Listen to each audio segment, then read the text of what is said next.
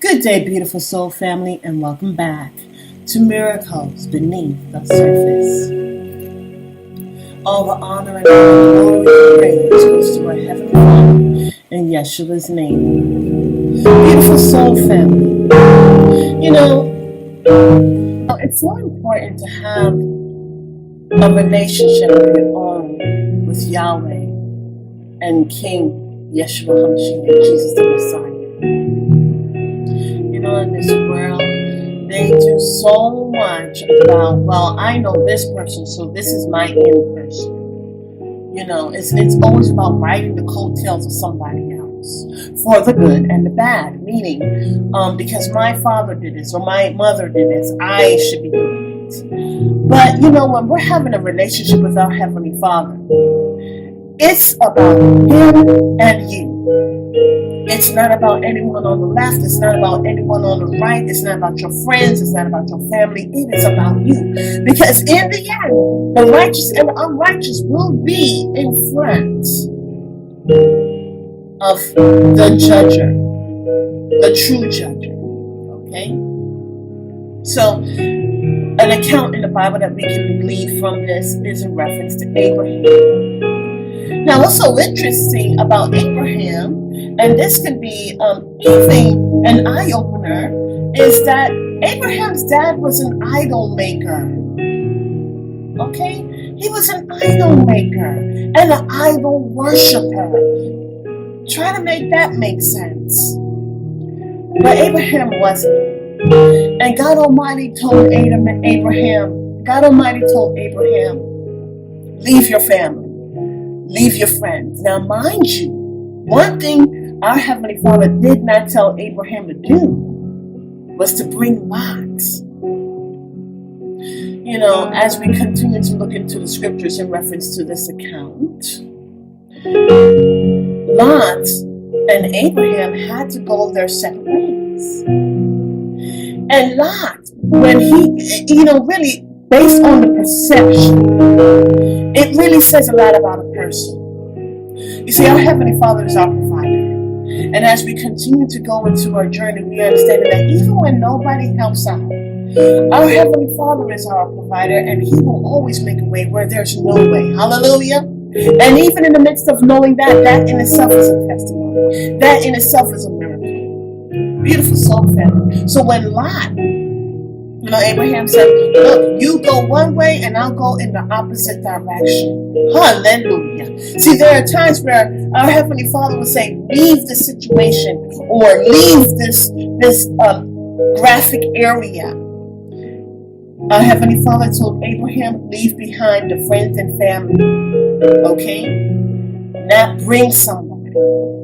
So sometimes, we're learning, we're growing, okay, to trust Jehovah, Yahweh, because so much that Satan brings about so that we don't trust Jehovah. Hallelujah. So when he brought Lot, there came another appointed time where there was a squabble between the servants. And so they had to go their separate way because actually they were doing things that weren't right. So based on the perception of Lot, he chose Sodom and Gomorrah. Okay? And then when Lot went, our Heavenly Father told Abraham, look to the left, to the right, front, back, north, east, south, west. Or how I like to say it, news, right? North, east, west, south. He said, everything that your eyes falls upon is yours. We can look at something that has no civilization, has no town. Glory, hallelujah. Thank you, Holy Spirit. But because we have trust and faith in our Heavenly Father, we know that it's perfectly fine. Our Heavenly Father provides for us. Okay? Much like how our Heavenly Father provided for the Israelites as they were going through the wilderness. Now, what's so interesting, the reason why I said thank you, Holy Spirit, is because the perception of Lot Lot chose Sodom and Gomorrah because it looked flourishing. There was towns, there was buildings, right? It was a whole civilization. From the outside, it looked good, but once you get close up and inside, you realize that it's completely different, right? So it's like a tree of good and evil. Looks good on the outside, but once you bite into it, it's poison. Beautiful soul family. He went for Sodom and Gomorrah because one, he thought it looked good. And also the thing about a beautiful soul family is that he didn't have his own relationship with Jehovah. Okay? So Abraham more than likely brought Lot, because he was young and he knew that the way the family was going about wasn't right. And we can understand that that's what good mentors do, right? But our Heavenly Father told only Abraham to leave. So Lot's there in Sodom and Gomorrah. So many different things took place. Abraham stood in the gap and prayed for the safety of Lot as he was in Sodom and Gomorrah. Our Heavenly Father sent 2 angels to come rescue them. Lot still was hesitating. His wife was torn in between. You know what happens to Lot's wife when she looked back. But see, what we're also looking, thank you, Holy Spirit, is about how they're in their different levels. Lot knew about Jehovah. His wife, not so much. Their trust was shaky-bakey. Okay? It was shaky. It was on shaky ground. That's what I'm trying to say. Lot's wife was, as I did my research, she had other children who were not coming with. And so she was torn about that. Look, this is all about, understanding that as you're going on your journey, there will be friends and family that may not see things the way you see it, and then they will not go the rest of the way with you. Okay?